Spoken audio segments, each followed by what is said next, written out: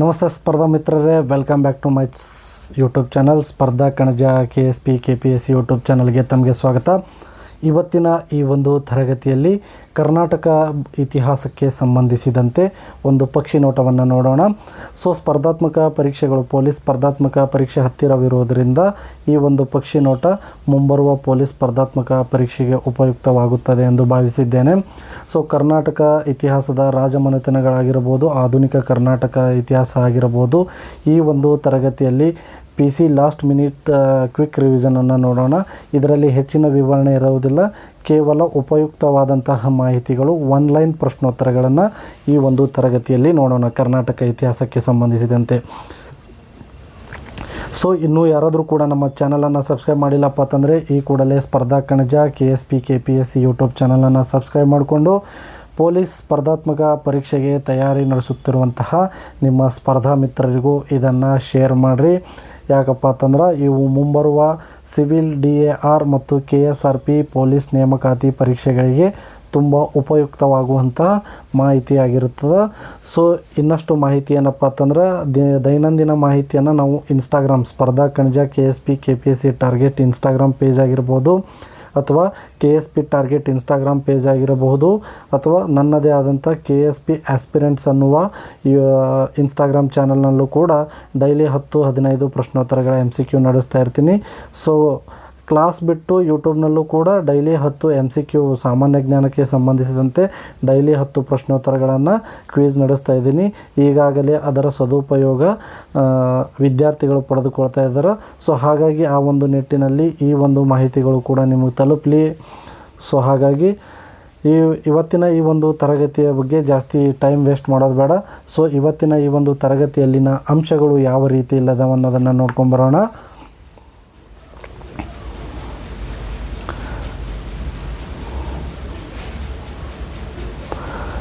ಪ್ರಾಚೀನ ಕರ್ನಾಟಕ ಎಂಬ ಶಬ್ದದ ಮೊದಲ ಉಲ್ಲೇಖ ಮಹಾಭಾರತದ ಸಭಾಪರ್ವದಲ್ಲಿ ಕರ್ನಾಟಕ ಎಂದು ಉಲ್ಲೇಖಿಸಲಾಗಿದೆ. ಹಲ್ಮಿಡಿ ಶಾಸನ ಇರುವುದು ಹಾಸನ ಜಿಲ್ಲೆಯ ಬೇಲೂರು ತಾಲೂಕಿನ ಹಲ್ಮಿಡಿ ಗ್ರಾಮದಲ್ಲಿ. ಹಲ್ಮಿಡಿ ಶಾಸನ ಕ್ರಿಸ್ತಶಕ 450ರಲ್ಲಿ ಕದಂಬರ ದೊರೆ ಕಾಕುತ್ಸ್ಥವರ್ಮನ ಕಾಲದಲ್ಲಿ ಕೆತ್ತಿಸಲಾಯಿತು. ಹಲ್ಮಿಡಿ ಶಾಸನ ಯಾರು ಕೆತ್ತಿಸಿದ್ರು ಅಂತ ಕೇಳಿದ್ರೆ ಅದು ಕದಂಬರ ದೊರೆ ಕಾಕುತ್ಸ್ಥವರ್ಮ ಈ ಒಂದು ಶಾಸನವನ್ನು ಕೆತ್ತಿಸ್ತಾನ. ಹಲ್ಮಿಡಿ ಶಾಸನ ಅದು ಎಲ್ಲಿದೆಪ್ಪ ಅಂತಂದ್ರೆ ಹಾಸನ ಜಿಲ್ಲೆಯ ಬೇಲೂರು ತಾಲೂಕಿನ ಹಲ್ಮಿಡಿ ಎಂಬ ಗ್ರಾಮದಲ್ಲಿದೆ. ಇದು ಕನ್ನಡದಲ್ಲಿ ದೊರೆತ ಮೊಟ್ಟ ಮೊದಲ ಶಾಸನವಾಗಿದೆ. ಅಶೋಕನ ಶಾಸನಗಳು ಎಲ್ಲೆಲ್ಲಿ ಕಂಡು ಬರ್ತಾವೆ ಅಂತ ಕೇಳ್ತಾರೆ ಪರೀಕ್ಷೆಯಲ್ಲಿ. ಅಶೋಕನ ಶಾಸನಗಳು ರಾಯಚೂರಿನ ಮಸ್ಕಿಯಲ್ಲಿ ಕಂಡು ಬರುತ್ತದೆ. ಈ ಒಂದು ಮಸ್ಕಿ ಶಾಸನದಲ್ಲಿ ಅಶೋಕನಿಗೆ ದೇವನಾಮ ಪ್ರಿಯದರ್ಶಿ ಅಶೋಕ ಎಂಬ ಬಿರುದನ್ನು ನೀಡಲಾಗಿದೆ. ಅಶೋಕನ ಭಾರತದಲ್ಲಿಯೇ ಮೊಟ್ಟ ಮೊದಲ ಶಾಸನ ಆಗಿರ್ತದೆ. ಅಶೋಕ ಎಂಬ ಹೆಸರು ಇರುವ ಶಾಸನ ಯಾವ ಒಂದು ಶಾಸನದಲ್ಲಿದೆಯಪ್ಪ ಅಂತಂದ್ರೆ ಅದು ಮಸ್ಕಿ ಶಾಸನದಲ್ಲಿ ಇದೆ. ಅಶೋಕನಿಗೆ ದೇವನಾಮ ಪ್ರಿಯದರ್ಶಿ ಎಂಬ ಬಿರುದು ಕರೆಯುವ ಶಾಸನ ಯಾವುದಂತಂದ್ರೆ ಅದು ಮಸ್ಕಿ ಶಾಸನ ಆಗಿರ್ತದೆ. ಇನ್ನು ಇತರೆ ಶಾಸನಗಳು ಎಲ್ಲಿ ಅಂತಂದ್ರೆ ಬ್ರಹ್ಮಗಿರಿಯಲ್ಲಾಗಿರ್ಬೋದು, ಸಿದ್ದಾಪುರದಲ್ಲಾಗಿರ್ಬೋದು, ಜಟ್ಟಿಂಗರಾಮೇಶ್ವರ ಮತ್ತು ಚಿತ್ರದುರ್ಗದ ಜಟ್ಟಿಂಗರಾಮೇಶ್ವರದಲ್ಲಿ ಅಶೋಕನ ಶಾಸನಗಳು ದೊರೆತಿವೆ. ಕದಂಬರು 345ರಿಂದ 450ರ ಅವಧಿಯಲ್ಲಿ ಕ್ರಿಸ್ತಪೂರ್ವ ಇವರು ಕನ್ನಡವನ್ನು ಆಳಿದ ಮೊಟ್ಟ ಮೊದಲ ಸಾಮ್ರಾಜ್ಯವಾಗಿರ್ತದೆ. ಕನ್ನಡದ ಮೊಟ್ಟ ಮೊದಲ ಸಾಮ್ರಾಜ್ಯ ಯಾವುದಂತ ಕೇಳಿದ್ರೆ ಅದು ಕದಂಬರು. ಸ್ಥಾಪಕ ಯಾರು ಅಂತಂದ್ರೆ ಕದಂಬರ ವಂಶದ ಸ್ಥಾಪಕ ಯಾರು ಅಂತ ಕೇಳಿದ್ರೆ ಮಯೂರ ಶರ್ಮ ಅಥವಾ ಮಯೂರವರ್ಮ. ಕಂಚಿಯಲ್ಲಿ ಪಲ್ಲವರ ಕುದುರೆ ಇವನನ್ನು ಅವಮಾನ ಮಾಡಿರೋ ಸಲುವಾಗಿ ಏನು ಮಾಡ್ತಾನಪ್ಪ ಅಂತಂದ್ರೆ ಅದರಿಂದ ಕೋಪಿತಗೊಂಡಂತಹ ಮಯೂರ ಶರ್ಮ ಏನು ಮಾಡ್ತಾನಪ್ಪ ಅಂತಂದ್ರೆ ತನ್ನದೇ ಆದ ಒಂದು ರಾಜ್ಯವನ್ನು ಸ್ಥಾಪನೆ ಮಾಡ್ತಾನೆ. ಉತ್ತರ ಕನ್ನಡ ಬನವಾಸಿಯಲ್ಲಿ ಒಂದು ರಾಜ್ಯವನ್ನು ಸ್ಥಾಪನೆ ಮಾಡ್ತಾನೆ. ಯಾವಷ್ಟರಲ್ಲಪ್ಪ ಅಂತಂದ್ರೆ 365ರಲ್ಲಿ. ಕದಂಬರ ಮೊದಲ ರಾಜಧಾನಿ ಯಾವುದು ಅಂತ ಕೇಳಿದ್ರೆ ಉತ್ತರ ಕನ್ನಡ ಜಿಲ್ಲೆಯ ಬನವಾಸಿ. ನಂತರ ತಮ್ಮ ರಾಜಧಾನಿಯನ್ನು ಎಲ್ಲಿಗೆ ವರ್ಗಾಯಿಸಿದರು ಅಂತ ಕೇಳಿದ್ರೆ ಹೇಳಬೇಕು, ಅದು ಬೆಳಗಾವಿ ಜಿಲ್ಲೆಯ ಹಲಸಿ ಗ್ರಾಮಕ್ಕೆ ಅವರು ತಮ್ಮ ರಾಜಧಾನಿಯನ್ನು ವರ್ಗಾಯಿಸಿದರು. ಕದಂಬರ ರಾಜ್ಯ ಲಾಂಛನ ಯಾವುದು ಅಂತ ಪರೀಕ್ಷೆಯಲ್ಲಿ ಕೇಳ್ತಾರೆ. ಕದಂಬರ ರಾಜ್ಯ ಲಾಂಛನ ಯಾವುದಪ್ಪ ಅಂತಂದ್ರೆ ಅದು ಸಿಂಹ ಕದಂಬರ ರಾಜ್ಯ ಲಾಂಛನವಾಗಿತ್ತು. ಕದಂಬರ ಪ್ರಸಿದ್ಧ ದೊರೆ ಯಾರು ಅಂತ ಕೇಳಿದ್ರೆ ಹೇಳಬೇಕು, ಕದಂಬರ ಪ್ರಸಿದ್ಧ ದೊರೆ ಕಾಕುತ್ಸ್ಥವರ್ಮ. ಗುಪ್ತರೊಂದಿಗೆ ವೈವಾಹಿಕ ಸಂಬಂಧ ಹೊಂದಿದ್ದ ಕಾಕುತ್ಸ್ಥವರ್ಮ ಈತನ ಆಸ್ಥಾನಕ್ಕೆ ಕವಿ ಕಾಳಿದಾಸ ಭೇಟಿ ನೀಡಿದ ಎಂಬ ಪ್ರತೀತಿ ಇದೆ. ಕನ್ನಡವನ್ನು ಅಥವಾ ಕರ್ನಾಟಕವನ್ನು ಆಡಳಿತ ಭಾಷೆಯನ್ನಾಗಿ ಬಳಸಿದ ಕನ್ನಡದ ಮೊಟ್ಟ ಮೊದಲ ಸಾಮ್ರಾಜ್ಯ ಯಾವುದು ಅಂತ ಕೇಳಿದ್ರೆ ಅದು ಕೂಡ ಕದಂಬರು. ಇದಾಗಿತ್ತು ಕದಂಬರ ಬಗ್ಗೆ ಮಾಹಿತಿ. ಸೊ ಮೂರನೇದು ಗಂಗರು. 350ರಿಂದ 1000ರವರೆಗೆ ಏನು ಮಾಡ್ತಾರಪ್ಪ ಅಂತಂದ್ರೆ ಇವರು ಆಳ್ವಿಕೆ ನಡೆಸ್ತಾರೆ. ಇವರನ್ನು ತಲಕಾಡಿನ ಗಂಗರು ಎಂದು ಕರೀತಾರೆ. ಯಾಕಂದ್ರೆ ಇವರ ರಾಜಧಾನಿ ತಲಕಾಡು. ಮೊದಲ ರಾಜಧಾನಿ ಯಾವುದಾಗಿತ್ತಪ್ಪ ಅಂದ್ರೆ ತಲಕಾಡು ಆಗಿತ್ತು. ಸ್ಥಾಪಕ ಯಾರು ಅಂತಂದ್ರೆ ಕೊಂಗಣಿವರ್ಮ ಮಾಧವ ಗಂಗರ ಸ್ಥಾಪಕ. ಗಂಗ ಮನೆತನದ ಸ್ಥಾಪಕ ಯಾರಪ್ಪ ಅಂತಂದ್ರೆ ಕೊಂಗಣಿವರ್ಮ ಮಾಧವ. ರಾಜಧಾನಿ ಎಲ್ಲಪ್ಪ ಅಂತಂದ್ರೆ ಕೋಲಾರದಿಂದ ಅಥವಾ ಕುವಲಾಲದಿಂದ ಏನು ಮಾಡ್ತಾರಪ್ಪ ಅಂದ್ರೆ ಅವರು ತಮ್ಮ ರಾಜಧಾನಿಯನ್ನು ತಲಕಾಡಿಗೆ ವರ್ಗಾಯಿಸ್ತಾರೆ. ಮೊದಲ ರಾಜಧಾನಿ ಯಾವುದಪ್ಪ ಅಂತಂದ್ರೆ ಕೋಲಾರ ಅಥವಾ ಕುವಲಾಲ. ಮೈಸೂರು, ಮಂಡ್ಯ ಗಡಿ, ಕಾವೇರಿ ದಡ ಇವರು ಅತಿ ಹೆಚ್ಚು ಈ ಭಾಗದಲ್ಲಿ ಆಳ್ವಿಕೆಯನ್ನು ಮಾಡ್ತಾರೆ. ಇವರ ರಾಜ್ಯ ಲಾಂಛನ, ಗಂಗರ ರಾಜ್ಯ ಲಾಂಛನ ಯಾವುದು ಅಂತ ಕೇಳಿದ್ರೆ ಆನೆ. ಇವರ ಪ್ರಸಿದ್ಧ ಅರಸ ಯಾರು ಅಂತ ಕೇಳಿದ್ರೆ ಹೇಳಬೇಕು ದುರ್ವಿನಿತ ಇವರ ಪ್ರಸಿದ್ಧ ಅರಸ. ಶಬ್ದಾವತಾರ ವ್ಯಾಕರಣ, ಗುಣಾಢ್ಯನ ವಡ್ಡಕತೆ ಯಾವ ಭಾಗದಲ್ಲಿದೆಯಪ್ಪ ಅಂತಂದ್ರೆ ಗದ್ಯ ಭಾಗದಲ್ಲಿದೆ. ಗುಣಾಢ್ಯನ ವಡ್ಡಕತೆ ಯಾರ ಒಂದು ಕಾಲದಲ್ಲಿ ಅದು ರಚಿತವಾಗಿತ್ತಪ್ಪ ಅಂತಂದ್ರೆ ಗಂಗರ ಕಾಲದಲ್ಲಿ ರಚಿತವಾಗಿತ್ತು. ಶ್ರವಣಬೆಳಗೊಳದಲ್ಲಿರುವಂಥ 57 ಅಡಿ ಗೊಮ್ಮಟೇಶ್ವರನ ಬಾಹುಬಲಿ ಏಕಶಿಲಾ ಮೂರ್ತಿಯು ಗಂಗರ ಅರಸ ಯಾರು ಕೆತ್ತಿಸ್ತಾರಪ್ಪ ಅಂತಂದ್ರೆ ಚಾವುಂಡರಾಯನು ಕ್ರಿಸ್ತ ಶಕ 981ರಲ್ಲಿ ನಿರ್ಮಿಸಿದ. ಇದು ಹಾಸನ ಜಿಲ್ಲೆಯ ಶ್ರವಣಬೆಳಗೊಳದಲ್ಲಿದೆ. ಎಲ್ಲಿಪ್ಪ ಅಂತಂದ್ರೆ ಹಾಸನ ಜಿಲ್ಲೆಯಲ್ಲಿರುವಂತಹ ಶ್ರವಣಬೆಳಗೊಳದಲ್ಲಿರುವಂತಹ 57 ಅಡಿ ಗುಮ್ಮಟೇಶ್ವರ ಮೂರ್ತಿಯನ್ನು ಕೆತ್ತಿಸಿದವರು ಯಾರು ಅಂತ ಈ ಹಿಂದೆ ಸ್ಪರ್ಧಾತ್ಮಕ ಪರೀಕ್ಷೆಯಲ್ಲಿ ಕೇಳಿರ್ತಾರೆ. ಸೊ ಸರಿಯಾದ ಉತ್ತರ ಯಾವುದು ಅಂತ ಕೇಳಿದ್ರೆ ಚಾವುಂಡರಾಯ ಅದನ್ನು ಕೆತ್ತಿಸ್ತಾನೆ.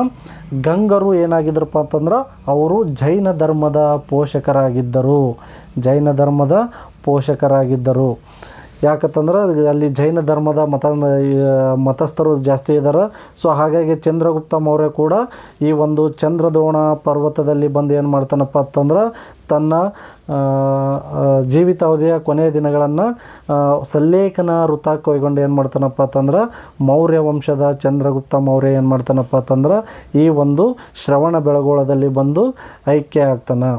ಸೊ ಇದಾಗಿತ್ತು ಗಂಗರ ಬಗ್ಗೆ ಕುರಿತು ಮಾಹಿತಿ. ಸೊ ಮುಂದಿನ ಇದು ಇದೆ. ಬಾದಾಮಿ ಚಾಲುಕ್ಯರು 540ರಿಂದ 757ರವರೆಗೆ ಇವರನ್ನು ವಾತಾಪಿ ಚಾಲುಕ್ಯರು ಎಂದು ಕರೆಯುತ್ತಾರೆ. ವಾತಾಪಿ ಎಂದರೆ ಇಂದಿನ ಬಾದಾಮಿ ಎಂದರ್ಥ. ಸ್ಥಾಪಕ ಯಾರು ಅಂದರೆ ಮೊದಲನೇ ಪುಲಕೇಶಿ. ರಾಜಧಾನಿ ಯಾವುದಂದರೆ ವಾತಾಪಿ ಅಥವಾ ಇಂದಿನ ಬಾದಾಮಿ ಪ್ರಸ್ತುತ ಬಾಗಲಕೋಟೆ ಜಿಲ್ಲೆಯಲ್ಲಿದೆ. ಇವರ ರಾಜ್ಯ ಲಾಂಛನ ಏನು ಅಂತ ಕೇಳಿದ್ರೆ ವರಹ. ಶ್ರೇಷ್ಠ ದೊರೆ ಯಾರು ಅಂತ ಕೇಳಿದ್ರೆ ಎರಡನೇ ಪುಲಕೇಶಿ. 610ರಿಂದ 642ರ ಅವಧಿಯಲ್ಲಿ ಏನು ಮಾಡ್ತಾನಪ್ಪ ಅಂತಂದ್ರೆ ಇಮ್ಮಡಿ ಪುಲಕೇಶಿ ಅಧಿಕಾರವನ್ನು ನಡೆಸ್ತಾನೆ. ಈತನು ಉತ್ತರದ ಹರ್ಷವರ್ಧನನ್ನು ನರ್ಮದಾ ನದಿ ತೀರ ಕದನದಲ್ಲಿ ಸೋಲಿಸುತ್ತಾನೆ. ಹರ್ಷವರ್ಧನನನ್ನು ನರ್ಮದಾ ನದಿ ಕದನದಲ್ಲಿ ಸೋಲಿಸಿದ ದೊರೆ ಯಾರು ಅಂತ ಕೇಳಿದ್ರೆ ಅದು ಇಮ್ಮಡಿ ಪುಲಕೇಶಿ. ಈ ಪ್ರಶ್ನೆ ಸ್ಪರ್ಧಾತ್ಮಕ ಪರೀಕ್ಷೆಗಳಲ್ಲಿ ಸುಮಾರು ಬಾರಿಯನ್ನು ಕೇಳಲಾಗಿದೆ. ಸೊ ಐಹೊಳೆ ಶಾಸನದ ಪ್ರಕಾರ ಐಹೊಳೆ ಶಾಸನವನ್ನು ಕೆತ್ತಿಸಿದವರು ಯಾರಪ್ಪ ಅಂತಂದ್ರೆ ರವಿಕೀರ್ತಿ ಕೆತ್ತಿಸ್ತಾನೆ. ಯಾಕಪ್ಪ ಅಂತಂದ್ರೆ ಅದು ಇಮ್ಮಡಿ ಪುಲಕೇಶಿಯ ಉತ್ತರ ಭಾರತದ ಅಥವಾ ಹರ್ಷವರ್ಧನದ ಮೇಲಿನ ದಿಗ್ವಿಜಯದ ಕುರಿತು ರವಿಕೀರ್ತಿ ಏನು ಮಾಡ್ತಾನಪ್ಪ ಅಂತಂದ್ರೆ ಐಹೊಳೆ ಶಾಸನವನ್ನು 634 ಮತ್ತು 35ರಲ್ಲಿ ಈ ಒಂದು ಕೆತ್ತಿಸ್ತಾನೆ. ಅದು ಸಂಸ್ಕೃತ ಭಾಷೆ ಮತ್ತು ಹಳಗನ್ನಡ ಭಾಷೆಯಲ್ಲಿದೆ. ಇದು ಎರಡನೇ ಪುಲಕೇಶಿಯ ವಿಜಯಗಳ ಸಂಪೂರ್ಣ ದಾಖಲೆಯನ್ನು ತಿಳಿಸ್ತದೆ. ಯಾವುದಪ್ಪ ಅಂತಂದ್ರೆ ಇಮ್ಮಡಿ ಪುಲಕೇ ಇದು ಐಹೊಳೆ ಶಾಸನ. ಐಹೊಳೆಯನ್ನು ವಾಸ್ತುಶಿಲ್ಪದ ತೊಟ್ಟಿಲು ಎಂದು ಕರೆಯುತ್ತಾರೆ ಅಥವಾ ಪ್ರಯೋಗಶಾಲೆ ಎಂದು. ವಾಸ್ತುಶಿಲ್ಪದ ತೊಟ್ಟಿಲು ಯಾವುದು ಅಂತ ಈ ಹಿಂದೆ ಸ್ಪರ್ಧಾತ್ಮಕ ಪರೀಕ್ಷೆಯಲ್ಲಿ ಕೇಳಿದರೆ ಅದು ಐಹೊಳೆ ವಾಸ್ತುಶಿಲ್ಪದ ತೊಟ್ಟಿಲು. ಆದರೆ ಪ್ರಯೋಗಶಾಲೆ ಅಂತ ಕೇಳಿದರೆ ಅದು ಪಟ್ಟದಕಲ್ಲು ಯಾವುದಪ್ಪ ಅಂತಂದ್ರೆ ನಾಗರ ಮತ್ತು ದ್ರಾವಿಡ ಶೈಲಿಯ ಸಮ್ಮಿಲನವನ್ನು ಹೊಂದಿದೆ. ಐಹೊಳೆಯನ್ನು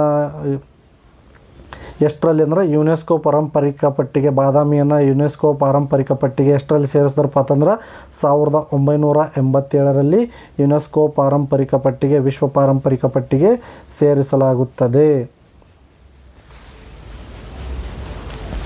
ಕ್ವೆಶ್ಚನ್ ನಂಬರ್ 5. ರಾಷ್ಟ್ರಕೂಟರು 753ರಿಂದ 973ರವರೆಗೆ ಇವರನ್ನು ಆಳ್ವಿಕೆ ನಡೆಸಿದರು.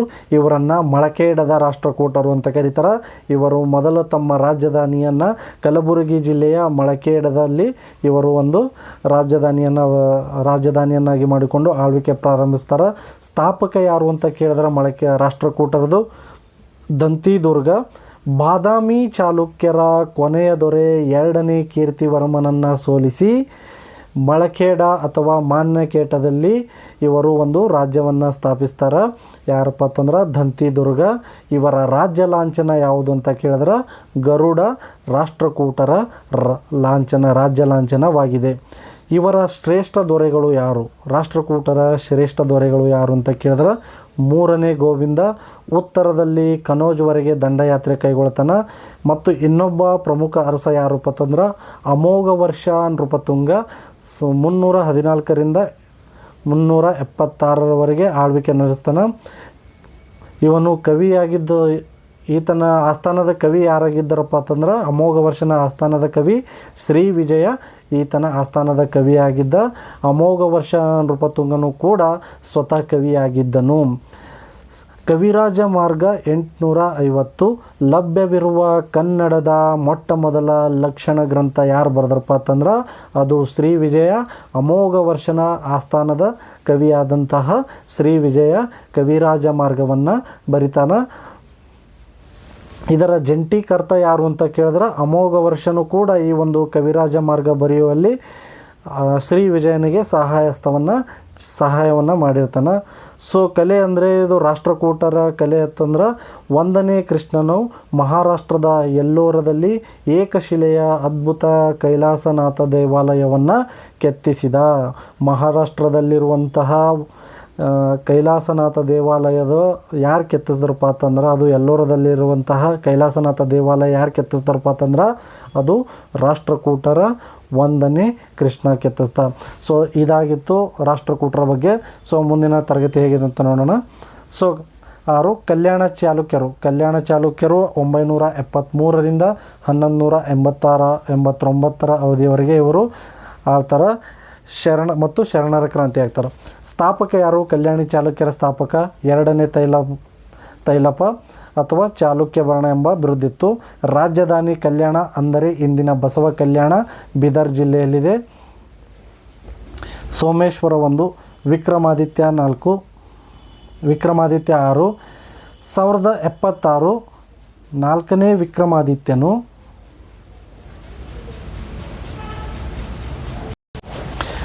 ವಿಕ್ರಮಾದಿತ್ಯ 6 1076ರಿಂದ 1126ರವರೆಗೆ 50 ವರ್ಷ ಆಳ್ವಿಕೆ ಮಾಡಿದಂಥ 6ನೇ ವಿಕ್ರಮಾದಿತ್ಯನು ಚಾಲುಕ್ಯರಲ್ಲಿ ವಿಕ್ರಮ ಶಕೆಯನ್ನು ಪ್ರಾರಂಭಿಸ್ತಾನೆ. ವಿಕ್ರಮ ಶಕೆಯನ್ನು ಪ್ರಾರಂಭಿಸಿದ ಚಾಲುಕ್ಯರ ಅರಸ ಯಾರು ಅಂತ ಕೇಳಿದ್ರೆ ವಿಕ್ರಮಾದಿತ್ಯ ಅಥವಾ 6ನೇ ವಿಕ್ರಮಾದಿತ್ಯ ಆರಂಭಿಸ್ತಾನೆ.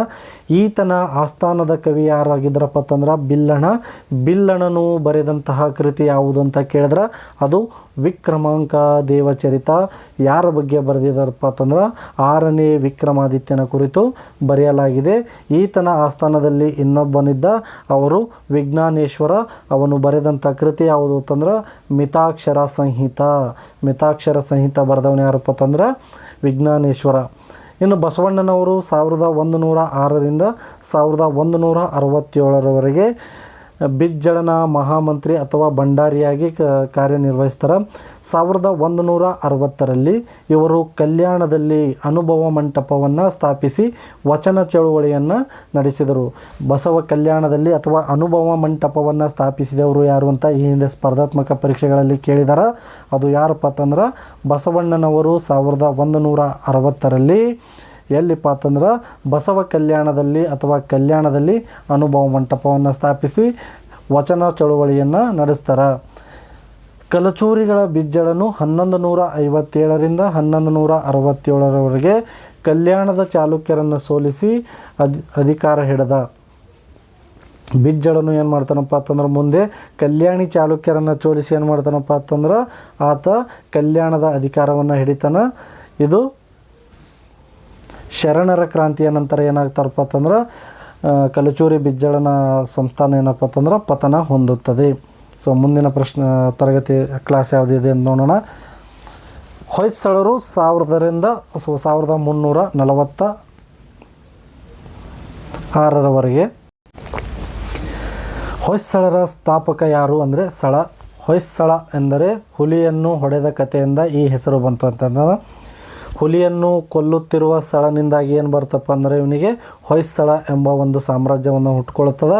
ಇವರ ರಾಜ್ಯ ಲಾಂಛನ ಸಳ, ಹುಲಿಯನ್ನು ಕೊಲ್ಲುತ್ತಿರುವ ಚಿಹ್ನೆ. ರಾಜಧಾನಿ ಯಾವುದಾಗಿತ್ತು ಅಂತಂದರೆ ಇವ್ರದ್ದು ಮೊದಲು ಸೊಸೆಯೂರು ಆಗಿತ್ತು, ನಂತರ ದ್ವಾರ ಸಮುದ್ರ, ಇಂದಿನ ಹಳೇಬೀಡು ಅಥವಾ ಹಾಸನ ಜಿಲ್ಲೆಯಲ್ಲಿರುವಂತಹ ಹಳೇಬೀಡು. ಮೊದಲ ರಾಜಧಾನಿ ಯಾವುದು, ಹೊಯ್ಸಳರ ಮೊದಲ ರಾಜಧಾನಿ ಯಾವುದು ಅಂತ ಕೂಡ ಸ್ಪರ್ಧಾತ್ಮಕ ಪರೀಕ್ಷೆಯಲ್ಲಿ ಅನುಕ್ರಮವಾಗಿ ಗುರುತಿಸಿಗಳಲ್ಲಿ ಕೇಳಿರ್ತಾರೆ. ಸೊ ಮೊದಲನೇದು ಸೊಸೆಯೂರು, ನಂತರದ್ದು ದ್ವಾರ ಸಮುದ್ರ, ಅಂದಿನ ದ್ವಾರ ಸಮುದ್ರವೇ ಇಂದಿನ ಹಳೇಬೀಡು, ಪ್ರಸ್ತುತ ಹಾಸನ ಜಿಲ್ಲೆಯಲ್ಲಿದೆ. ಈ ಥರ ಹೊಯ್ಸಳರ ಪ್ರಸಿದ್ಧ ದೊರೆ ಯಾರು ಅಂತ ಕೇಳಿದ್ರೆ ವಿಷ್ಣುವರ್ಧನ. ಮೊದಲ ಹೆಸರು ಬಿಟ್ಟದೇವ. ಇದು ಸ್ಪರ್ಧಾತ್ಮಕ ಪರೀಕ್ಷೆಗಳಲ್ಲಿ ಕೇಳಿದರೆ ವಿಷ್ಣುವರ್ಧನನ ಮೊದಲ ಅಥವಾ ಮೂಲ ಹೆಸರು ಏನು ಅಂತ ಕೇಳಿದರೆ ವಿಷ್ಣುವರ್ಧನನ ಮೂಲ ಹೆಸರು ಬಿಟ್ಟದೇವ. 1108ರಿಂದ 1152ರ ಅವಧಿಯಲ್ಲಿ ವಿಷ್ಣುವರ್ಧನ ಆಡಳಿತ ನಡೆಸಿರ್ತಾನೆ. ರಾಮಾನುಜಾಚಾರ್ಯರ ಪ್ರಭಾವದಿಂದ ಜೈನದಿಂದ ವೈಷ್ಣವ ಧರ್ಮಕ್ಕೆ ಏನು ಮಾಡ್ತಾನಪ್ಪ ಅಂದ್ರೆ ಇವರು ಮತಾಂತರಗೊಳ್ತಾರೆ. ರಾಣಿ ಶಾಂತಲೆ, ಈತನ ರಾಣಿ ವಿಷ್ಣುವರ್ಧನನ ರಾಣಿ ಶಾಂತಲೆ ಏನಾಗಿರ್ತಪ್ಪ ಅಂತಂದ್ರೆ ನೃತ್ಯ ರಾಣಿ ಅಥವಾ ನೃತ್ಯಗಾರ್ತಿ ಆಗಿರ್ತಾಳೆ. ಸೊ ದೇವಾಲಯಗಳು ಯಾವ್ಯಾವಪ್ಪ ಅಂತಂದ್ರೆ ಹೊಯ್ಸಳರ ದೇವಾಲಯಗಳು ಬೇಲೂರು ಚೆನ್ನಕೇಶವ ದೇವಾಲಯ. ಇದು ಯಾರ ಒಂದು ಗೆಲುವಿನ ನೆನಪಿಗಾಗಿ ಅಂತಂದ್ರೆ ತಲಕಾಡನ್ನು ಗೆದ್ದ ನೆನಪಿಗಾಗಿ 1117ರಲ್ಲಿ ತಲಕಾಡಿದ ಗೆಲುವಿಗಾಗಿ ಏನು ಮಾಡ್ತಾರಪ್ಪ ಅಂತಂದ್ರೆ ಬೇಲೂರಿನ ಚೆನ್ನಕೇಶವ ದೇವಾಲಯವನ್ನು ಕಟ್ತಾರೆ. ಇನ್ನು ಹಳೇಬೀಡಿನಲ್ಲಿರುವಂತಹ ಹೊಯ್ಸಳೇಶ್ವರ ದೇವಾಲಯ, ಇನ್ನು ಸೋಮನಾಥಪುರ ಕೇಶವ, ಈ 3 ದೇವಾಲಯಗಳನ್ನು 2023ರಲ್ಲಿ ಏನು ಮಾಡ್ತಾರಪ್ಪ ಅಂತಂದ್ರೆ ಯುನೆಸ್ಕೋ ವಿಶ್ವ ಪರಂಪರಾ ಪಟ್ಟಿಗೆ ಸೇರಿಸಲಾಗುತ್ತದೆ. ಹೊಯ್ಸಳೇಶ್ವರ ಆಗಿರ್ಬೋದು, ಬೇಲೂರು ಚೆನ್ನಕೇಶ್ವರ ಮತ್ತು ಸೋಮನಾಥ ದೇವಾಲಯಗಳನ್ನು ಏನು ಮಾಡ್ತಾರಪ್ಪ ಅಂತಂದ್ರೆ ಇವು 2023ರಲ್ಲಿ ಯುನೆಸ್ಕೋ ವಿಶ್ವ ಪರಂಪರಾ ಪಟ್ಟಿಗೆಯನ್ನು ಸೇರಿಸಲಾಗುತ್ತದೆ. ಹೊಯ್ಸಳರ ದೇವಾಲಯಗಳ ಶೈಲಿ ಯಾವ ರೀತಿಯಲ್ಲಿದೆ ಅಂತ ಈ ಹಿಂದೆ ಸ್ಪರ್ಧಾತ್ಮಕ ಪರೀಕ್ಷೆಗಳಲ್ಲಿ ಕೇಳಿದಾರೆ. ಹೊಯ್ಸಳರ ದೇವಾಲಯಗಳ ಯಾವ ಶೈಲಿಯಲ್ಲಿದ್ದಾವಪ್ಪ ಅಂತಂದ್ರೆ ನಕ್ಷತ್ರಾಕಾರದ ಶೈಲಿಯಲ್ಲಿದ್ದಾವೆ, ಜಗತಿಯಲ್ಲಿದ್ದಾವೆ. ಮತ್ತು ಇವರು ದೇವಾಲಯಗಳನ್ನು ಕಟ್ಟಲು ಯಾವ ಒಂದು ಕಲ್ಲುಗಳನ್ನು ಬಳಸಿದಾರಪ್ಪ ಅಂತಂದ್ರೆ ಬಳಪದ ಕಲ್ಲನ್ನು ಬಳಸಲಾಗಿದೆ. ಬಳಪದ ಕಲ್ಲಿನಲ್ಲಿ ಹೊಯ್ಸಳರ ದೇವಾಲಯಗಳನ್ನು ಕಟ್ಟಲಾಗಿದೆ. ಹೊಯ್ಸಳರ ದೇವಾಲಯಗಳನ್ನು ಕಟ್ಟಿದ ಶಿಲ್ಪಿಗಳು ಯಾರಪ್ಪ ಅಂತಂದ್ರೆ ಶಿಲ್ಪಿ ಜಕಣಾಚಾರಿ ಮತ್ತು ಮದೇನಿಕಿ ಶಿಲ್ಪಿಗಳು ಪ್ರಸಿದ್ಧರಾಗಿರ್ತಾರೆ. ಶಿಲ್ಪಿ ಜಕಣಾಚಾರಿ ಏನಪ್ಪ ಅಂತಂದ್ರೆ ಹೊಯ್ಸಳರ ಕಾಲದ ಪ್ರಸಿದ್ಧ ವಾಸ್ತುಶಿಲ್ಪಿ. ಸೊ ಇದಾಗಿತ್ತು ಹೊಯ್ಸಳರ ಬಗ್ಗೆ. ಸೊ ತಾಳಿಕೋಟೆ ಯುದ್ಧ 1565 ಮತ್ತು ಬಹುಮನಿಗಳ ಆದಿಲ್ ಶಾಹಿಗಳ ಸಾಮ್ರಾಜ್ಯ. ತಾಳಿಕೋಟೆ ಅಥವಾ ರಕ್ಕಸ ತಂಗಡಿಗೆ ಯುದ್ಧ ಈ ಹಿಂದೆ ಸ್ಪರ್ಧಾತ್ಮಕ ಪರೀಕ್ಷೆಗಳಲ್ಲಿ ಕಟ್ಟಿಟ್ಟ ಅಂತ ಬುತ್ತಿಯಾಗಿರ್ತದೆ ಮಾರ್ಕ್ಸ್ಗೆ. ಯಾಕಂದ್ರೆ ಈ ಒಂದು ಅಧ್ಯಾಯದಿಂದ ಒಂದು ಅಂಕ ಬಂದೇ ಬರ್ತದೆ ವಿಜಯನಗರ ಸಾಮ್ರಾಜ್ಯದಿಂದ. ಸೊ ಹಾಗಾಗಿ ಈ ತಾಳಿಕೋಟೆ ಅಥವಾ ರಕ್ಕಸ ತಂಗಡಿ ಕದನ ಎಷ್ಟರಲ್ಲಿ ನಡೀತು ಅಂತ ಕೇಳ್ಬೋದು ಮತ್ತು ಯಾರ ನಡುವೆ ನಡೆಯುತ್ತೆ ಅಂತ ಕೇಳ್ಬೋದು. ಸೊ ಹಾಗಾಗಿ ರಕ್ಕಸ ತಂಗಡಿ ಯುದ್ಧ ಜನವರಿ 23, 1565ರಲ್ಲಿ ನಡೆಯುತ್ತದೆ.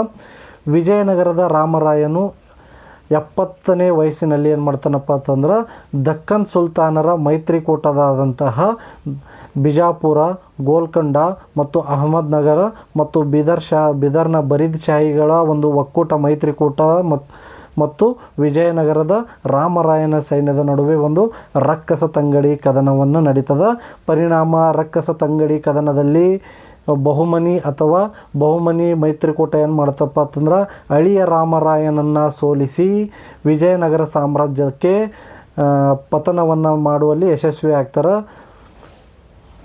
ಸೊ ನಂತರ ರಾಮರಾಯನ ಸೋಲು ಮತ್ತು ಶಿರಚ್ಛೇದನದ ನಂತರ ಏನು ಮಾಡ್ತಾರಪ್ಪ ಅಂತಂದರೆ ದಕ್ಕನ್ನಿನ ಈ 4 ಸುಲ್ತಾನರು ಸತತ 6 ತಿಂಗಳ ಲೂಟಿ ಮಾಡಿ ಮತ್ತು ಹಂಪಿಯನ್ನಾಗಿ ಮಾಡಿ ಅದರ ಲೂಟಿ ಮತ್ತು ವಿನಾಶವನ್ನು ಮಾಡ್ತಾರೆ. ಹಾಗಾಗಿ ನಂತರ ಏನು ಮಾಡ್ತಾರಪ್ಪ ಅಂತಂದ್ರೆ ವಿಜಯನಗರದ ಸಾಮ್ರಾಜ್ಯದ ರಾಜಧಾನಿಯನ್ನು ಆಂಧ್ರ ಪ್ರದೇಶದ ಪೇನುಗೊಂಡಕ್ಕೆ ವರ್ಗಾಯಿಸಲಾಗುತ್ತದೆ ಮತ್ತು ನಂತರ ಪೇನುಗೊಂಡದಿಂದ ಚಂದ್ರಗಿರಿಗೆ ವಿಜಯನಗರ ಸಾಮ್ರಾಜ್ಯದ ರಾಜಧಾನಿಯನ್ನು ವರ್ಗಾಯಿಸಲಾಗುತ್ತದೆ. ಸೊ ಬಹುಮನಿ ಸುಲ್ತಾನರ ಸ್ಥಾಪಕ ಯಾರು ಅಂತ ಕೇಳಿದ್ರೆ ಈ ಹಿಂದೆ ಸ್ಪರ್ಧಾತ್ಮಕ ಪರೀಕ್ಷೆಯಲ್ಲಿ ಕೇಳಿದಾರ. ಸ್ಥಾಪಕ ಅಲ್ಲಾವುದ್ದೀನ್ ಹಸನ್ ಬಹುಮನ್ ಶಾ ಗಂಗು ಬಹುಮನಿ ಸಾಮ್ರಾಜ್ಯದ ಸ್ಥಾಪಕ ಆಗಿರ್ತಾನೆ. ಆಳ್ವಿಕೆ ಯಾವಪ್ಪ ಅಂತಂದ್ರೆ 1347 ಆಗಸ್ಟ್ 3ರಂದು ಗುಲ್ಬರ್ಗಾವನ್ನು ಅಂದರೆ ಇಂದಿನ ಕಲಬುರಗಿ ಜಿಲ್ಲೆಯನ್ನು ರಾಜಧಾನಿಯನ್ನಾಗಿ ಆಳ್ವಿಕೆ ಮಾಡಿಕೊಂಡು ಇವರು ರಾಜ್ಯಭಾರ ಮಾಡ್ತಾರೆ. ಇವರು ನಂತರ ಬಹುಮನಿ ಸುಲ್ತಾನರ ರಾಜಧಾನಿ ಏನಾಗ್ತಪ್ಪ ಅಂತಂದ್ರೆ ಬಿದರ್ಗೆ ತಮ್ಮ ರಾಜಧಾನಿಯನ್ನು ವರ್ಗಾವಣೆ ಮಾಡ್ತಾರೆ. ಈ ಹಿಂದೆ ಸ್ಪರ್ಧಾತ್ಮಕ ಪರೀಕ್ಷೆಯಲ್ಲಿ ಕೇಳಿರ್ತಾರೆ ಮೊಹಮ್ಮದ್ ಗವಾನನ ಮದರಾಸ ಎಲ್ಲಿ ಕಂಡು ಬರುತ್ತದೆ ಅಂತ ಈ ಒಂದು ಸ್ಪರ್ಧಾತ್ಮಕ ಪರೀಕ್ಷೆಗಳಲ್ಲಿ ಕೇಳಿರ್ತಾರೆ.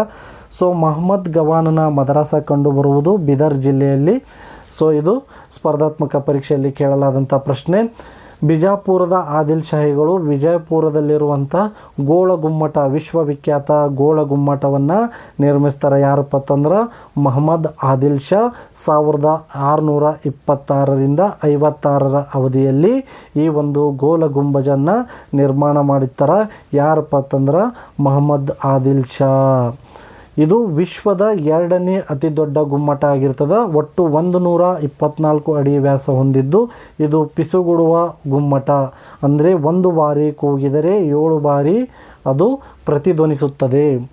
ಸೊ ಇದಾಗಿತ್ತು ತಾಳಿಕೋಟಿ ಮತ್ತು ಬಹುಮನಿ ಸಾಮ್ರಾಜ್ಯಕ್ಕೆ ಸಂಬಂಧಿಸಿದಂಥ ಪರೀಕ್ಷಾ ಹಿತದೃಷ್ಟಿಯಿಂದ ಕೇಳಬಹುದಾದಂಥ ಮಾಹಿತಿ. ಸೊ ಮೈಸೂರು ಒಡೆಯರು ಮತ್ತು ಹೈದರ ಮತ್ತು ಟಿಪ್ಪು ಸುಲ್ತಾನ್. ಒಡೆಯರ ವಂಶದ ಸ್ಥಾಪಕ ಯಾರು ಅಂತ ಕೇಳಿದರೆ ಯದುರಾಯ ಮತ್ತು ಕೃಷ್ಣರಾಯ ಮೈಸೂರು ಒಡೆಯರ ಸ್ಥಾಪಕರಾಗಿರ್ತಾರೆ 1399ರಲ್ಲಿ. ಪ್ರಸಿದ್ಧರು ಯಾರು ಅಂತಂದ್ರೆ ರಾಜ ಒಡೆಯರು ತಮ್ಮ ರಾಜಧಾನಿ ಎಲ್ಲಿಂದ ಪ್ರಾರಂಭ ಮಾಡ್ತಾರಪ್ಪ ಅಂತಂದ್ರೆ ಶ್ರೀರಂಗಪಟ್ಟಣದಲ್ಲಿ ರಾಜಧಾನಿಯನ್ನಾಗಿ ಮಾಡಿಕೊಂಡು ಆಳ್ವಿಕೆ ನಡೆಸ್ತಾರೆ.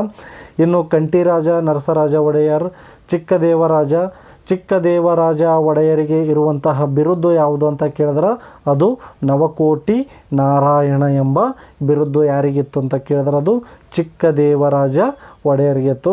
ಯಾಕಂತಪ್ಪ ಅಂದ್ರೆ ಆಗಿನ ಕಾಲದಲ್ಲಿ ಅವರು 9 ಕೋಟಿ ವರಮಾನವನ್ನು ಸಂಗ್ರಹಿಸಿ ಮೈಸೂರು ಸಂಸ್ಥಾನದಲ್ಲಿ ಇರಿಸಿರ್ತಾರೆ. ಸೊ ಇನ್ನು ಮೈಸೂರು ಅರಮನೆಗೆ ಸಂಬಂಧಿಸಿದಂತೆ ನೋಡೋಣ. 1897ರಲ್ಲಿ ಬೆಂಕಿಯಿಂದ ಸುಟ್ಟ ನಂತರ, ಅಂದರೆ ಅಂದಿನ ಮೈಸೂರು ಅರಮನೆ ಅಥವಾ ಅಂಬಾವಿಲಾಸ ಎಂದು ಕರೆಸಿಕೊಳ್ಳುವಂತಹ ಮೈಸೂರು ಅರಮನೆ 1897ರಲ್ಲಿ ಅದು ಬೆಂಕಿಗೆ ಅನಾಹುತಗೊಂಡು ಏನು ಮಾಡ್ತಪ್ಪ ಅಂತಂದ್ರೆ ಅದು ಸುಟ್ಟು ಹೋಗ್ತದೆ. ಸೊ ಅದಾದ ನಂತರ ನಾಲ್ವಡಿ ಕೃಷ್ಣರಾಜ ಒಡೆಯರ ಕಾಲದಲ್ಲಿ ಏನು ಮಾಡ್ತಾರಪ್ಪ ಅಂತಂದ್ರೆ ಇಂಗ್ಲೀಷ್ ವಾಸ್ತುಶಿಲ್ಪಿ ಹೆನ್ರಿ ಇರ್ವಿನ್ ಏನು ಮಾಡ್ತಾರಪ್ಪ ಅಂದ್ರೆ ಹೊಸ ಮೈಸೂರು ಅರಮನೆಯನ್ನು ವಿನ್ಯಾಸ ಮಾಡ್ತಾರೆ. ಎಷ್ಟರಲ್ಲಿ ಅಂದ್ರೆ 1912ರಲ್ಲಿ. ಅದು ಯಾವ ಶೈಲಿಯಲ್ಲಿ ನಿರ್ಮಾಣ ಮಾಡಲಾಗಿದೆ ಅಂತಂದ್ರೆ ಇಂಡೋ ಸಾರ್ಸೆನಿಕ್ ಶೈಲಿಯಲ್ಲಿ ಈ ಒಂದು ಮೈಸೂರು ಅರಮನೆಯನ್ನು ನಿರ್ಮಿಸಲಾಗಿದೆ. ಸೊ ಮೈಸೂರು ಅರಮನೆಯ ವಾಸ್ತುಶಿಲ್ಪಿ ಯಾರು ಅಂತ ಈ ಹಿಂದೆ ಸ್ಪರ್ಧಾತ್ಮಕ ಪರೀಕ್ಷೆಗಳಲ್ಲಿ ಕೇಳಿದಾರ. ಅದು ಆನ್ಸರ್ ಏನಪ್ಪ ಅಂತಂದ್ರೆ ವಾಸ್ತುಶಿಲ್ಪಿ ಹೆನ್ರಿ ಇರ್ವಿನ್. ಇವೆಲ್ಲ ನಿಮಗೆ ಯಾಕೆ ಬೇರೆ ಬೇರೆ ಮಾಹಿತಿ ನೀಡ್ತಾ ಇಲ್ಲ ಅಂದ್ರೆ ಈ ಹಿಂದೆ ಸ್ಪರ್ಧಾತ್ಮಕ ಪರೀಕ್ಷೆಗಳಲ್ಲಿ ಕೇಳಿದಂಥ ಮಾಹಿತಿಗಳಾಗಿರ್ತವೆ. ಈ ಪ್ರಶ್ನೋತ್ತರಗಳು ಪದೇ ಪದೇ ಕೇಳ್ತಾ ಇರ್ತಾರೆ. ಸೊ ಹಾಗಾಗಿ ಆಯಾ ಮಾಹಿತಿಗಳನ್ನು ಮಾತ್ರ ಈ ಒಂದು ತರಗತಿಯಲ್ಲಿ ನೀಡಲಾಗ್ತಾ ಇರ್ತದೆ. ಇನ್ನು ದಿವಾನರು, ಮೈಸೂರಿನ ದಿವಾನರು ಸರ್ ಎಂ ವಿಶ್ವೇಶ್ವರಯ್ಯ 1912ರಿಂದ 18ರ ಅವಧಿಯವರೆಗೆ ಇವರು ದಿವಾನರಾಗಿರ್ತಾರೆ. ಇವರ ಕಾರ್ಯವೈಖರಿ ನಿಜಕ್ಕೂ ಮೆಚ್ಚುವಂಥದ್ದು. ಮೈಸೂರಿನ ಚೀಫ್ ಇಂಜಿನಿಯರ್ ಆದಂತಹ ಸರ್ ಎಂ ವಿಶ್ವೇಶ್ವರಯ್ಯನವರು ಏನು ಮಾಡ್ತಾರಪ್ಪ ಅಂತಂದ್ರೆ ಕೃಷ್ಣರಾಜ ಸಾಗರ ಅಣೆಕಟ್ಟನ್ನು ನಿರ್ಮಾಣ ಮಾಡ್ತಾರೆ. ಇನ್ನು ಭದ್ರಾವತಿ ಕಬ್ಬಿಣ ಮತ್ತು ಉಕ್ಕಿನ ಕಾರ್ಖಾನೆಯನ್ನು ಸ್ಥಾಪನೆ ಮಾಡ್ತಾರೆ. ಇನ್ನು 1916ರಲ್ಲಿ ಮೈಸೂರು ವಿಶ್ವವಿದ್ಯಾಲಯವನ್ನು ಸ್ಥಾಪಿಸ್ತಾರೆ. ಹಾಗಾಗಿ ಆಧುನಿಕ ಮೈಸೂರು ನಿರ್ಮಾತೃ ಯಾರು ಅಂತ ಕೇಳಿದ್ರೆ ಸರ್ ಎಂ ವಿಶ್ವೇಶ್ವರಯ್ಯ ಅಂತ ಹೇಳಬೇಕು. ಆಧುನಿಕ ಮೈಸೂರಿನ ನಿರ್ಮಾತೃ ಯಾರು ಅಂತಂದ್ರೆ ಸರ್ ಎಂ ವಿಶ್ವೇಶ್ವರಯ್ಯನವರು. ಇವರು ಹಾಗೆ ಬೆಂಗಳೂರಿನಲ್ಲಿರುವಂಥ ಮೈಸೂರು ಸ್ಯಾಂಡಲ್ ಸೋಪ್ ಫ್ಯಾಕ್ಟ್ರಿಯನ್ನು ಕೂಡ, ಯಶವಂತಪುರದಲ್ಲಿರುವಂಥ ಮೈಸೂರು ಸ್ಯಾಂಡಲ್ ಫ್ಯಾಕ್ಟ್ರಿ ಕೂಡ ಇವರೇ ಸರ್ ಎಂ ವಿಶ್ವೇಶ್ವರಯ್ಯನವರ ಅವಧಿಯಲ್ಲಿ ಈ ಒಂದು ಕಾರ್ಯ ನಡೆದಿರ್ತದೆ. ಸೊ ಮಿರ್ಜಾ ಇಸ್ಮಾಯಿಲ್ ರವರ ಕಾರ್ಯ ಏನಪ್ಪ ಅಂತಂದ್ರೆ KRS ಅಣೆಕಟ್ಟಿನ ಮುಂದಿರುವಂತಹ ಬೃಂದಾವನ ಗಾರ್ಡನ್, ಅಂದರೆ ಬೃಂದಾವನ ಗಾರ್ಡನ್ ಎಲ್ಲಿದೆಪ್ಪ ಅಂತಂದ್ರೆ ಅದು ಮೈಸೂರು ಜಿಲ್ಲೆಯಲ್ಲಿದೆ. ಆದರೆ KRS ಅಣೆಕಟ್ಟು ಇರುವುದು ಎಲ್ಲಿ ಅಂತ ಕೇಳಿದ್ರೆ ಅದು ಮಂಡ್ಯ ಜಿಲ್ಲೆಯಲ್ಲಿದೆ. ಎಷ್ಟರಲ್ಲಿಪ್ಪ ಅಂತಂದ್ರೆ 1932ರಲ್ಲಿ ಬೃಂದಾವನ ಗಾರ್ಡನ್ ಅನ್ನು ನಿರ್ಮಿಸಿದವರು ಯಾರು ಅಂತಂದ್ರೆ ಸರ್ ಮಿರ್ಜಾ ಇಸ್ಮಾಯಿಲ್. ಟಿಪ್ಪು ಸುಲ್ತಾನ್ ಮೈಸೂರು ಹುಲಿ. ಟಿಪ್ಪು ಸುಲ್ತಾನನಿಗೆ ಮೈಸೂರು ಹುಲಿ ಎಂದು ಕರೆಯಲಾಗುತ್ತಿತ್ತು. 4 ಆಂಗ್ಲೋ ಮೈಸೂರು ಯುದ್ಧಗಳು 1757ರಿಂದ 99ರವರೆಗೆ. ವಿಶ್ವದ ಮೊದಲ ಕಬ್ಬಿಣದ ರಾಕೆಟನ್ನು ಬಳಸಿದವರು ಇವರೇ.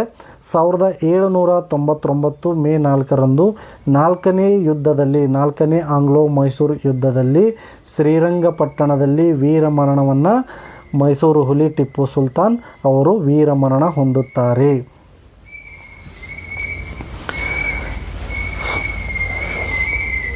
ಸೊ ಕರ್ನಾಟಕ ಸ್ವಾತಂತ್ರ್ಯ ಮತ್ತು ಹೋರಾಟ, ಅಮರ್ ಸುಳ್ಯ ದಂಗೆ 1837. ಇದು ಎಕ್ಸಾಮ್ಗೆ ಕೇಳಿರುವಂಥ ಪ್ರಶ್ನೋತ್ತರಗಳಾಗಿರ್ತವೆ. ಸೊ ಇವು ಇಂಪಾರ್ಟೆಂಟ್ ಕ್ವೆಶನ್ಗಳು, ದಯವಿಟ್ಟು ಸ್ಕಿಪ್ ಮಾಡಬೇಡಿ, ಕಂಟಿನ್ಯೂ ಆಗಿ ನೋಡಿ. ಅಮರ್ ಸುಳ್ಯ ದಂಗೆ 1837. ಕೊಡಗಿನ ಹಾಲೇರಿ ರಾಜರ ಪರವಾಗಿ KS ಪುಟ್ಟಬಸಪ್ಪ ನೇತೃತ್ವದಲ್ಲಿ ಕೊಡಗು ಮತ್ತು ದಕ್ಷಿಣ ಕನ್ನಡ ರೈತರ ದಂಗೆ ಆಗಿರ್ತದೆ. ಅಮರ ಸುಳ್ಯ ದಂಗೆ ಅಂದರೆ ಇದು ಕೊಡಗು ಮತ್ತು ದಕ್ಷಿಣ ಕನ್ನಡದ ರೈತರ ಒಂದು ದಂಗೆ ಆಗಿರ್ತದೆ. ಕೊಡಗಿನ ಹಾಲೇರಿ ರಾಜರ ಪರವಾಗಿ ಈ ಒಂದು ರೈತರ ದಂಗೆಯನ್ನು, ಅಮರ ಸುಳ್ಯ ದಂಗೆಯ ನಾಯಕತ್ವ ವಹಿಸಿದವರು ಯಾರಪ್ಪ ಅಂತಂದ್ರೆ KS ಪುಟ್ಟಬಸಪ್ಪ ಅವರು ಈ ಒಂದು ಕರ್ನಾಟಕದ ಮೊದಲ ಅಸಂಘಟಿತ ಹೋರಾಟವನ್ನು ಹಮ್ಮಿಕೊಳ್ತಾರೆ. ಇನ್ನು ಕಿತ್ತೂರು ರಾಣಿ ಚೆನ್ನಮ್ಮ 1824 ಅಕ್ಟೋಬರ್ 23ರಂದು ಬ್ರಿಟಿಷರ ವಿರುದ್ಧ ದತ್ತು ಮಕ್ಕಳಿಗೆ ಹಕ್ಕಿಲ್ಲ ನೀತಿಯನ್ನು ವಿರೋಧಿಸಿ ಹೋರಾಡಿ ಬ್ರಿಟಿಷ್ ಅಧಿಕಾರಿ ಠಾಕ್ರೆಯನ್ನು ಕೊಂದು ಇವರನ್ನು ಏನು ಮಾಡ್ತಾರಪ್ಪ ಅಂದ್ರೆ ಬಂಧನ ಮಾಡ್ತಾರೆ. 1829ರಲ್ಲಿ ಈ ರಾಣಿ ಚೆನ್ನಮ್ಮನನ್ನು ಏನು ಮಾಡ್ತಾರಪ್ಪ ಅಂತಂದ್ರೆ ಬೈಲಹೊಂಗಲದ ಜೈಲಿನಲ್ಲಿ ಮರಣ ಹೊಂದುತ್ತಾಳೆ. ಸಂಗೊಳ್ಳಿ ರಾಯಣ್ಣ ಚೆನ್ನಮ್ಮಳ ಬಂಟ. ಈತ ಗೆರಿಲ್ಲಾ ಯುದ್ಧವನ್ನು ಅಳವಡಿಸಿಕೊಂಡು ಬ್ರಿಟಿಷರಿಂದ ಜನವರಿ 26, 1831ರಂದು ಬೆಳಗಾವಿ ಜಿಲ್ಲೆಯ ನಂದಗಡದಲ್ಲಿ ಈತನನ್ನು ಸಂಗೊಳ್ಳಿ ರಾಯಣ್ಣನನ್ನು ಏನು ಮಾಡ್ತಾರಪ್ಪ ಅಂತಂದ್ರೆ ಗಲ್ಲಿಗೇರಿಸಲಾಯಿತು. ಸಂಗೊಳ್ಳಿ ರಾಯಣ್ಣನ ಸಮಾಧಿ ಇರುವುದು ಎಲ್ಲಿ ಅಂತ ಈ ಹಿಂದೆ ಸ್ಪರ್ಧಾತ್ಮಕ ಪರೀಕ್ಷೆಯಲ್ಲಿ ಕೇಳಲಾಗಿದೆ. ಸರಿಯಾದ ಉತ್ತರ ಏನಂತಂದ್ರೆ ನಂದಗಡದಲ್ಲಿ ಆತನನ್ನು ಸಂಗೊಳ್ಳಿ ರಾಯಣ್ಣನಿಗೆ ಗಲ್ಲಿಗೇರಿಸಿದ ಸ್ಥಳದಲ್ಲಿ ಏನು ಮಾಡ್ತಾರಪ್ಪ ಅಂತಂದ್ರೆ ಆತನ ಸಮಾಧಿಯನ್ನು ಮಾಡಲಾಗುತ್ತದೆ. ಹಲಗಲಿ ಬೇಡರ ದಂಗೆ 1857 ನವೆಂಬರ್ನಲ್ಲಿ ನಡೆಯುತ್ತದೆ. ಇದು ಬಾಗಲಕೋಟೆ ಜಿಲ್ಲೆಯ ಹಲಗಲಿಯಲ್ಲಿ ನಡೆದಂತಹ ಬೇಡರ ದಂಗೆ ಆಗಿರ್ತದೆ. ಇದು ಬ್ರಿಟಿಷರ ಶಸ್ತ್ರಾಸ್ತ್ರ ಕಾಯ್ದೆಯನ್ನು ವಿರೋಧಿಸಿ ಜಡಗ ಮತ್ತು ಹನುಮ ಅಥವಾ ಬಾಲ್ಯ ಭಂಡಾರಿ ಹುತಾತ್ಮರಾಗ್ತಾರೆ. ಜಡಗ ಮತ್ತು ಬಾಳೆ ಏನು ಮಾಡ್ತಾರಪ್ಪ ಅಂತಂದ್ರೆ ಈ ಒಂದು ಹೋರಾಟದಲ್ಲಿ ಬ್ರಿಟಿಷರ ವಿರುದ್ಧ ಹೋರಾಡಿ ಹುತಾತ್ಮರಾಗುತ್ತಾರೆ. ಮುಂದಿನ ಇದು ಅಂಶ ಹೀಗಿದೆ: ಈಸೂರು ಮತ್ತು ಏಕೀಕರಣ. ಈಸೂರು ದಂಗೆ 1942 ಇದು ಸ್ಪರ್ಧಾತ್ಮಕ ಪರೀಕ್ಷೆಗಳಲ್ಲಿ ಅತಿ ಹೆಚ್ಚು ಬಾರಿ ಕೇಳಿದಂಥ ಪ್ರಶ್ನೆ ಆಗಿರ್ತದೆ. ಸೊ ಗಮನದಲ್ಲಿ ಇಟ್ಕೊಂಡು ನೋಡ್ರಿ. ಈಸೂರು ಪ್ರಸ್ತುತ ಶಿವಮೊಗ್ಗ ಜಿಲ್ಲೆಯಲ್ಲಿದೆ. ಸ್ವತಂತ್ರ ಭಾರತ ಏನು ಮಾಡ್ತಾರಪ್ಪ ಅಂತಂದ್ರೆ, ಸ್ವತಂತ್ರ ಭಾರತದಲ್ಲಿ ಏನು ಮಾಡ್ತಾರಪ್ಪ ಅಂತಂದ್ರೆ ಇವರು ಮೊಟ್ಟ ಮೊದಲ ಬಾರಿಗೆ ಸ್ವತಂತ್ರ ಘೋಷಿಸಿಕೊಂಡ ಭಾರತದ ಗ್ರಾಮ ಯಾವುದಂತಂದ್ರೆ ಈಸೂರು. ಶಿವಮೊಗ್ಗ ಜಿಲ್ಲೆ ಶಿಕಾರಿಪುರ ತಾಲೂಕಿನ ಈಸೂರಿನಲ್ಲಿ 1942 ಸೆಪ್ಟೆಂಬರ್ 21ರಂದು ಕ್ವಿಟ್ ಇಂಡಿಯಾ ಚಳುವಳಿಯಲ್ಲಿ ಬ್ರಿಟಿಷರನ್ನು ಓಡಿಸಿ 3 ದಿನ ಪ್ರತಿ ಸರ್ಕಾರ ಅಥವಾ ಸ್ವತಂತ್ರ ಗ್ರಾಮ ಎಂಬ ಘೋಷಣೆಯನ್ನು ಮಾಡ್ತಾರೆ. ಏಕೀಕರಣದ ಪಿತಾಮಹ ಯಾರು? ಈ ಒಂದು ಈಸೂರು ದಂಗೆಯ ಸಂದರ್ಭದಲ್ಲಿ ಒಂದು ವಾಕ್ಯ ಫೇಮಸ್ ಆಗಿರ್ತದೆ, ಘೋಷವಾಕ್ಯ: ಏಸೂರು ಕೊಟ್ಟರೂ ನಾವು ಈಸೂರನ್ನು ಕೊಡಲಾರೆವು. ಏಸೂರನ್ನು ಕೊಟ್ಟರೂ ನಾವು ಈಸೂರನ್ನು ಕೊಡಲಾರೆವು ಎಂಬುದು ಈಸೂರು ದಂಗೆ 1942ರಲ್ಲಿ ಈ ಒಂದು ದಂಗೆ ನಡೀತದೆ. ಅದರ ಪ್ರಮುಖ ಘೋಷವಾಗಿತ್ತು. ಕರ್ನಾಟಕ ಏಕೀಕರಣದ ಪಿತಾಮಹ ಯಾರು ಅಂತ ಕೇಳಿದರೆ ಸ್ಪರ್ಧಾತ್ಮಕ ಪರೀಕ್ಷೆಗಳಲ್ಲಿ ಅದು ಆಲೂರು ವೆಂಕಟರಾಯರು. 1880ರಿಂದ 1964ರವರೆಗೆ. ಕರ್ನಾಟಕ ಗತವೈಭವ 1912 ಇವರ ಕೃತಿ. ಕರ್ನಾಟಕ ವಿಕಾಸ ಗ್ರಂಥಗಳು. ಕರ್ನಾಟಕ ವಿದ್ಯಾವರ್ಧಕ ಸಂಘ ಧಾರವಾಡ 1890 RH ದೇಶಪಾಂಡೆ ಅವರು ಸ್ಥಾಪನೆ ಮಾಡ್ತಾರೆ. ಇನ್ನು 1924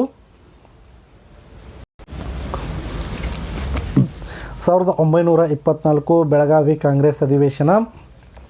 ಬೆಳಗಾವಿಯಲ್ಲಿ ನಡೆದ ಕಾಂಗ್ರೆಸ್ ಅಧಿವೇಶನ ಎಷ್ಟನೇ ಅಧಿವೇಶನ ಆಗಿತ್ತಪ್ಪ ಅಂತಂದ್ರೆ ಅದು 39ನೇ ಅಧಿವೇಶನವಾಗಿತ್ತು. ಆದರೆ ಸ್ಪರ್ಧಾತ್ಮಕ ಪರೀಕ್ಷೆಗಳಲ್ಲಿ ಸುಮಾರು ಬಾರಿ ಕೇಳಿದಾರೆ. ಗಾಂಧೀಜಿಯವರು ಅಧ್ಯಕ್ಷತೆ ವಹಿಸಿದ ಏಕೈಕ ರಾಷ್ಟ್ರೀಯ ಕಾಂಗ್ರೆಸ್ ಅಧಿವೇಶನ ಯಾವುದು ಅಂತ ಕೇಳಿದಾರೆ. ಅದು ಬೆಳಗಾವಿ ಕಾಂಗ್ರೆಸ್ ಅಧಿವೇಶನ 1924ರಲ್ಲಿ ಈ ಒಂದು ಅಧ್ಯಕ್ಷತೆಯನ್ನು ವಹಿಸ್ತಾರೆ. ಹಾಗಾಗಿ ಇವರಿಗೆ ಬೆಳಗಾವಿ ಕಾಂಗ್ರೆಸ್ ಅಧಿವೇಶನದಲ್ಲಿ ಇವರಿಗೆ ಕನ್ನಡದಲ್ಲೇ ಸ್ವಾಗತ ಗೀತೆಯನ್ನು ಮಾಡಿ ಗಾಂಧೀಜಿಯವರಿಗೆ ಬರಮಾಡಿಕೊಳ್ಳಲಾಗುತ್ತದೆ. ರಾಜ್ಯ ಪುನರ್ವಿಂಗಡಣಾ ಆಯೋಗ 1953 ಡಿಸೆಂಬರ್ 22ರಂದು ಫಜಲ್ ಅಲಿ ನೇತೃತ್ವದಲ್ಲಿ ರಚನೆ ಆಗುತ್ತೆ. 1955ರಲ್ಲಿ ವರದಿಯ ನಂತರ ಕರ್ನಾಟಕ 1956 ನವೆಂಬರ್ 1ರಂದು ವಿಶಾಲ ಮೈಸೂರು ರಾಜ್ಯ ಏನಾಗ್ತಪ್ಪ ಅಂದ್ರೆ ಉದಯ ಆಗ್ತದೆ. ಯಾವ ಒಂದು ಆಯೋಗದ ಮೂಲಕ ಅಂತಂದ್ರೆ ರಾಜ್ಯ ಪುನರ್ವಿಂಗಡಣಾ ಆಯೋಗ ಫಜಲ್ ಅಲಿ ಆಯೋಗದ ಮೂಲಕ. 1973ರಲ್ಲಿ ನವೆಂಬರ್ 1 ಡಿ ದೇವರಾಜು ಅರಸ್ ಅವರ ಕಾಲದಲ್ಲಿ ಕರ್ನಾಟಕ ಎಂದು ಮರುನಾಮಕರಣವಾಯಿತು. ಈ ಎರಡು ಅಂಶಗಳು ತುಂಬ ಸ್ಪರ್ಧಾತ್ಮಕ ಪರೀಕ್ಷೆಗಳಲ್ಲಿ ಕನ್ಫ್ಯೂಸ್ ಮಾಡ್ತಾ ಇರ್ತವೆ. ವಿಶಾಲ ಮೈಸೂರು ರಾಜ್ಯ ಅಸ್ತಿತ್ವಕ್ಕೆ ಬಂದಿದ್ದು ಯಾವಾಗ ಅಂತ ಕೇಳಿದ್ರೆ ನವೆಂಬರ್ 1 1956. ಆದರೆ ಕರ್ನಾಟಕ ಎಂಬ ಮರುನಾಮಕರಣ ಮಾಡಿದ್ದು ಯಾವಾಗ ಅಂತಂದ್ರೆ ನವೆಂಬರ್ 1 1973. ಯಾರಾಗಿರ್ತಾರಪ್ಪ ಅಂದಿನ chief minister D Devaraju Aras.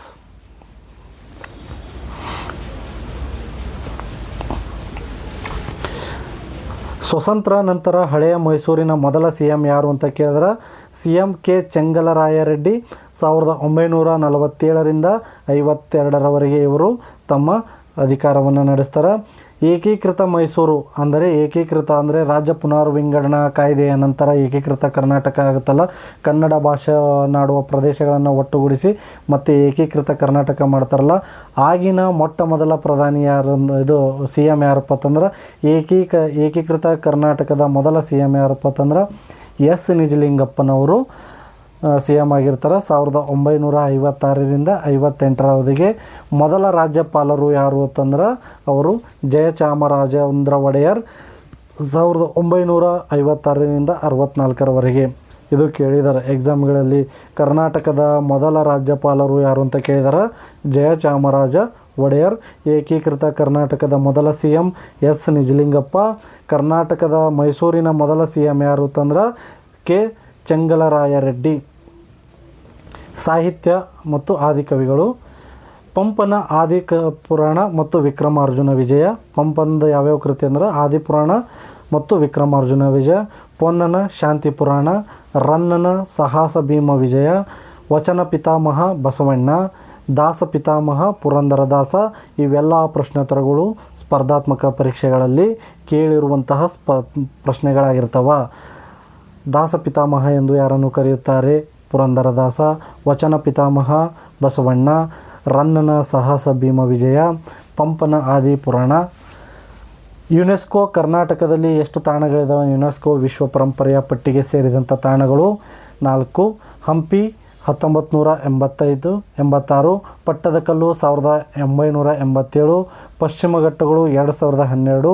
Hoysaleshwara ದೇವಾಲಯ ಆಗಿರಬಹುದು, ಬೇಲೂರು ಹಳೆಬೀಡು ಮತ್ತು ಸೋಮನಾಥಪುರ ದೇವಾಲಯಗಳು 2023ರಲ್ಲಿ ಸೇರಿರ್ತವೆ. ಸೊ ಒಟ್ಟಾಗಿ 4 ತಾಣಗಳು ವಿಶ್ವ ಪರಂಪರೆ ಪಟ್ಟಿಗೆ ಕರ್ನಾಟಕದಿಂದ ಆಯ್ಕೆಯಾಗಿದ್ದಾವೆ. ಸೊ ಇದಾಗಿತ್ತು ಸ್ಪರ್ಧಾತ್ಮಕ ಪರೀಕ್ಷೆಯಲ್ಲಿ ಕೇಳಿರುವಂಥ ಮಾಹಿತಿ. ಸೊ ಇಷ್ಟು ಮಾಹಿತಿ ಈ ನಾಳೆ ನಡೆಯುವಂಥ ಪೊಲೀಸ್ ಸ್ಪರ್ಧಾತ್ಮಕ ಪರೀಕ್ಷೆಗೆ ಉಪಯುಕ್ತವಾಗ್ತವೆ. ಯಾಕಂದರೆ ಬೇರೆ ಯಾವುದೂ ಮಾಹಿತಿಯನ್ನು ಅಳವಡಿಸಿಲ್ಲ ಇದರಲ್ಲಿ. ಸೊ ಸ್ಪರ್ಧಾತ್ಮಕ ಪರೀಕ್ಷೆಯಲ್ಲಿ ಕೇಳಬಹುದಂಥ ಮಾಹಿತಿ ಮತ್ತು ಅಂಶಗಳನ್ನೇ ಈ ಒಂದು ತರಗತಿಯಲ್ಲಿ ನೀಡಲಾಗಿದೆ. ಸೊ ಇದು ವಿಡಿಯೋವನ್ನು ಸಂಪೂರ್ಣವಾಗಿ ನೋಡಿ. ಧನ್ಯವಾದಗಳು. ಮತ್ತು ಕ್ಲಾಸ್ ಇಷ್ಟವಾದಲ್ಲಿ ನಿಮ್ಮ ಸ್ಪರ್ಧಾ ಮಿತ್ರರಿಗೂ ಶೇರ್ ಮಾಡಿರಿ, ಅವರಿಗೂ ಈ ಒಂದು ಸದುಪಯೋಗಲಿ ಅನ್ನೋದೇ ಉದ್ದೇಶ. ಮುಂದಿನ ತರಗತಿಯಲ್ಲಿ ಇನ್ನಷ್ಟು ವಿಷಯಗಳನ್ನು ನಾವು ಚರ್ಚೆ ಮಾಡೋಣ. ನಮಸ್ತೆ, ಧನ್ಯವಾದಗಳು.